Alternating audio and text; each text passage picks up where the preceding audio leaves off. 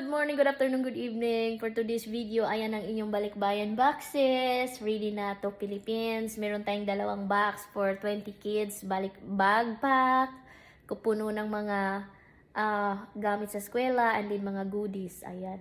And then, ito po yung mga nakakuha ng mga box. So, ayan, ang inyong boxes ay maglalayag na po pa Pilipinas. Handa na po ba kayong tanggapin ito?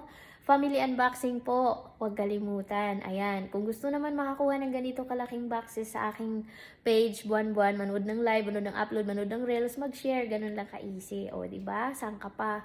Ito ang hihintayin mo, worth the wait, kasi ang laki ng box. Ayan, pipick upin na po ito ni Randy. Kaya tingnan niyo po mamaya kung paano po niya ito isi-sealed ng safe pong makakarating.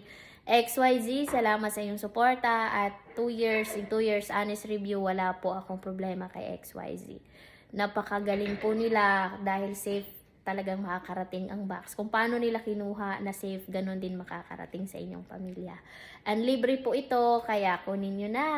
Good luck sa inyong lahat. Salamat sa inyong lahat. Huwag kalimutan mag-follow para makakuha kayo nito. More share, more chance.